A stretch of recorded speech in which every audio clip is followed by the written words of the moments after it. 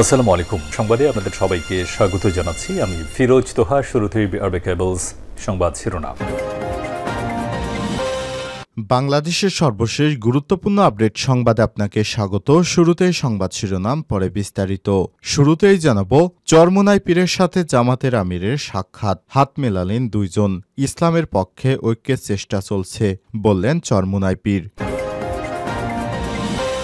এরপর জানাবো, ৫ দফা দাবিতে ক্লাস পরীক্ষা বর্জন, সিকিবির ভেটেরিনারি শিক্ষার্থীদের।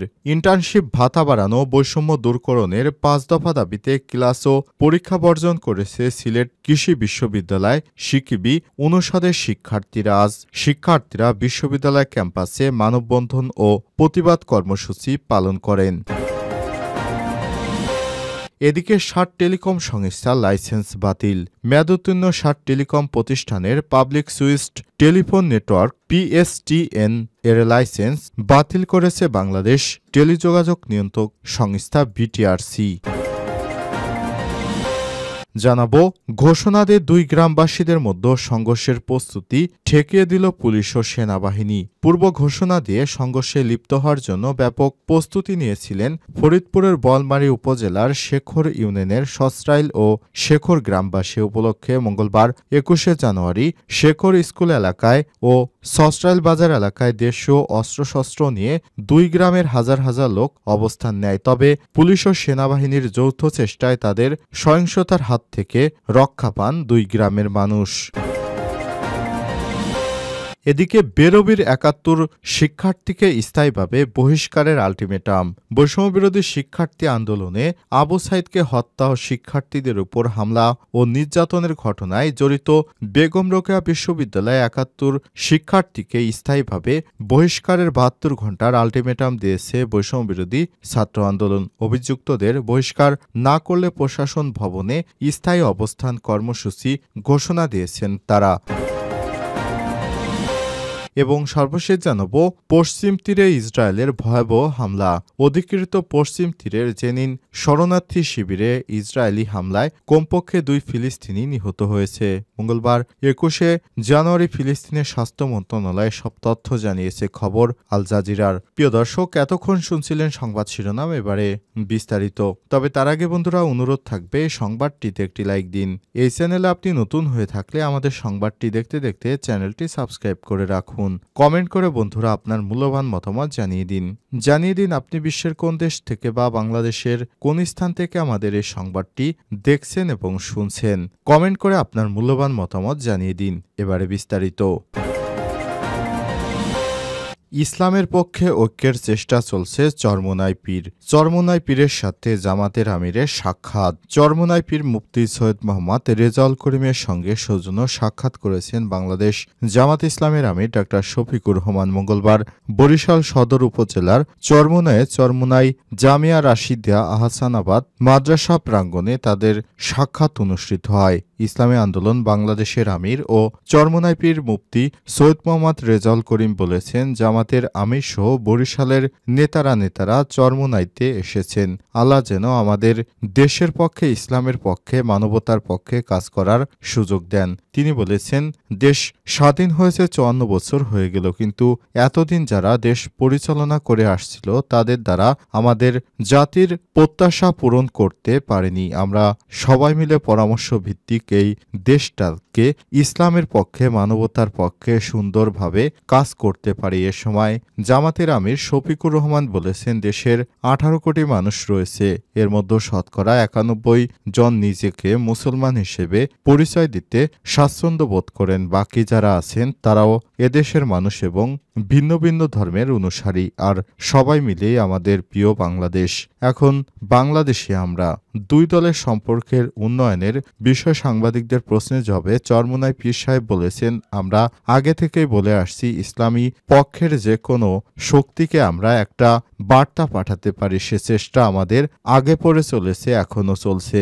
ডাক্তার শফিকুর রহমান বলেছেন, গত ৫ই আগস্ট যে আমরা নতুন স্বাধীনতা পেয়েছি, এর মাধ্যমে ইসলামের পক্ষে একটি ভালো ক্ষেত্র তৈরি হয়েছে। সেই ক্ষেত্রে যদি সময় উপযোগী পদক্ষেপ না নিতে পারি, তাহলে এটা আমাদের জন্য কল্যাণ ও দুর্ভাগ্যের। এজন্য আমরা সবাই একত্রিত হয়ে দেশ গড়ার ক্ষেত্রে যেন কাজ করতে পারি, সে লক্ষ্যে কাজ করছি আমরা। ৫ দফা দাবিতে ক্লাস পরীক্ষা বর্জন, সিকিবির ভেটেরিয়ানারি শিক্ষার্থীদের ইন্টার্নশিপ ভাতা বাড়ানো, বৈষম্য দূরকরণের ৫ দফা দাবিতে ক্লাস ও পরীক্ষা বর্জন করেছে সিলেট কৃষি বিশ্ববিদ্যালয় সিকিবি ভেটেরিনারি অনুষদের শিক্ষার্থীরা। মঙ্গলবার ২১শে জানুয়ারি সকাল থেকে শিক্ষার্থীরা বিশ্ববিদ্যালয়ের ক্যাম্পাসে মানববন্ধন ও প্রতিবাদ কর্মসূচি পালন করেন। শিক্ষার্থীরা জানান, তাদের ৫ বছরের ডিগ্রির মধ্যে ১ বছরে ইন্টার্নশিপ করতে হয়। ইন্টার্নশিপ চলাকালীন সময় মাসিক মাত্র ৯,০০০ টাকা ভাতা দেওয়া হয়, যা দিয়ে যাতায়াত, আবাসন ও অন্যান্য খরচ চালানো সম্ভব নয়। যেখানে অন্যান্য বিশ্ববিদ্যালয় ১৫ থেকে ১৮,০০০ টাকা করে ভাতা দিয়ে থাকে, সমসাময়িক অনেক কৃষি বিশ্ববিদ্যালয়ের ভেটেরিনারি শিক্ষার্থীদের তুলনায় আমাদের পরীক্ষাকালীন বা শিক্ষার্থীরা অনেক সুবিধা থেকে বঞ্চিত।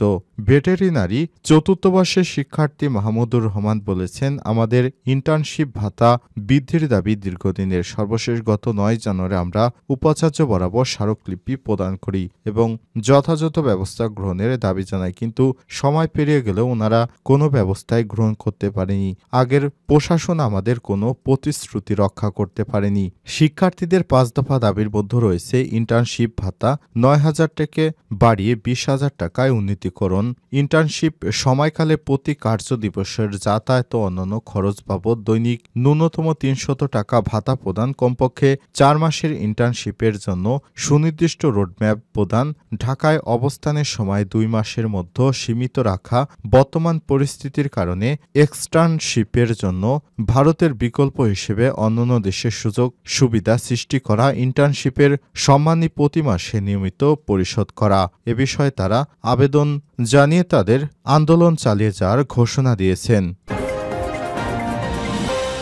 ৬০ টেলিকম সংস্থা লাইসেন্স বাতিল, মেয়াদোত্তীর্ণ ৬০ টেলিকম প্রতিষ্ঠানের public switched telephone network PSTN এর লাইসেন্স বাতিল করেছে বাংলাদেশ টেলিযোগাযোগ নিয়ন্ত্রক সংস্থা বিটিআরসি। সোমবার ২০শে জানুয়ারি বিটিআরসির এক বিজ্ঞপ্তিতে বিষয়টি জানানো হয়েছে। লাইসেন্স বাতিল হওয়া ৭ প্রতিষ্ঠানের মধ্যে হচ্ছে Telebarta limited, Ranks limited, national telecommunication limited, Banglaphone limited, Westec limited, OneTel limited, communication limited ও ইন্টিগ্রেটেড সার্ভিস লিমিটেড। বিজ্ঞপ্তিতে বলা হয়েছে, উল্লেখিত ৭টি প্রতিষ্ঠানের লাইসেন্সের মেয়াদ উত্তীর্ণ হয় এবং প্রতিষ্ঠানসমূহ কর্তৃক নবায়নের জন্য আবেদন না করা সেগুলো লাইসেন্স মেয়াদ উত্তীর্ণ হিসেবে বাতিল করা হলো। সুতরাং বাতিলকৃত লাইসেন্সের অধীনে যে কোনো কার্যক্রম সম্পাদন করা হবে অবৈধ এবং বাংলাদেশ টেলিযোগাযোগ নিয়ন্ত্রণ আইন ২০০১-এর অধীনে শাস্তিযোগ্য অপরাধ বলা হয় বিজ্ঞপ্তিতে। এছাড়াও বাতিলকৃত লাইসেন্সের মূল সনদ কমিশন বরাবর জমা প্রদান সহ কমিশনের সমুদায় পাওনা বকেয়া যদি থাকে আগামী ৩০ দিনের মধ্যে পরিশোধের জন্য নির্দেশ দিয়েছে বিজ্ঞপ্তিতে। ঘোষণা দিয়ে ২ গ্রামবাসীর মধ্যে সংঘর্ষের প্রস্তুতি ঠেকে দিল পুলিশ ও সেনাবাহিনীর সদস্যরা। পূর্ব ঘোষণা দিয়ে সংঘর্ষে লিপ্ত হওয়ার জন্য ব্যাপক প্রস্তুতি নিয়েছিল ফরিদপুরের বোয়ালমারী উপজেলার শেখর ইউনিয়নের সস্ট্রাইল ও শেখর গ্রামবাসী। এ উপলক্ষে মঙ্গলবার ২১শে জানুয়ারি সকাল থেকে শেখর স্কুল এলাকায় ও সস্ট্রাইল বাজার এলাকায় দেশীয় অস্ত্রশস্ত্র নিয়ে ২ গ্রামের হাজারো লোকজন অবস্থান নেয়। তবে পুলিশ ও সেনাবাহিনীর যৌথ চেষ্টায় বড় ধরনের সহিংসতার হাত থেকে রক্ষা পান বিবদমান গ্রাম দুটি। পরে ২ গ্রামবাসী ঘরে ফিরে যেতে বাধ্য হয়েছে। স্থানীয়রা জানায়, সোমবার সন্ধ্যা ৭টার দিকে সস্ট্রাইল বাজারের ব্যবসায়ী মতিয়ারের বালুর ট্রাকের কারণে শামীমের মোটরসাইকেলের গতি রোধ হয়ে যা পড়ে যায়। এতে ক্ষিপ্ত হয় শামীম ট্রাক ড্রাইভারের সঙ্গে বিবাদে লিপ্ত হয়। তখন মতিয়ার গিয়ে জানতে চাইলে শামীম তাকে থাপ্পড় মারে। পরে শামীম তার ঘরে এসে ফোন করে শেখর থেকে লোকজনকে খবর দিয়ে এনে মতিয়ারকে মারতে চায়। বাজারের অন্যান্য ব্যবসায়ীরা বিরোধ মীমাংসা করতে চাইলে তারা মতিয়ারকে মারবেই। তখন এলাকার লোকজন ক্ষিপ্ত হয়ে শামীম আর জেহাদকে মারধর করে। এ সময় শামীম ও জেহাদ নামে ২ জন আহত হয়। গুরুতর আহত শামীমকে প্রথমে আলফাডাঙ্গা উপজেলা স্বাস্থ্য কমপ্লেক্সে, সেখান থেকে ফরিদপুর ও পরে ঢাকায় পাঠানো হয়। এই ঘটনার জেরে ঘোষণা দিয়ে মঙ্গলবার সকালে শেখর এলাকার প্রায় ২,০০০ লোক দেশীয় অস্ত্রশস্ত্র নিয়ে সস্ত্রাইলের দিকে রওনা হয়। খবরে সস্ত্রাইল এলাকার লোকজনও দেশীয় অস্ত্রশস্ত্র নিয়ে প্রস্তুতি নেয়। খবর পেয়ে পুলিশ ও সেনাবাহিনীর সদস্যরা ভাটপাড়া, শেখরবাজার ও শেখর কাজী সিরাজুল ইসলাম একাডেমি এলাকায় সস্ত্রাইল বাজারে অবস্থান নিয়ে রক্তক্ষয়ী সংঘর্ষ ঠেকিয়ে দেয়।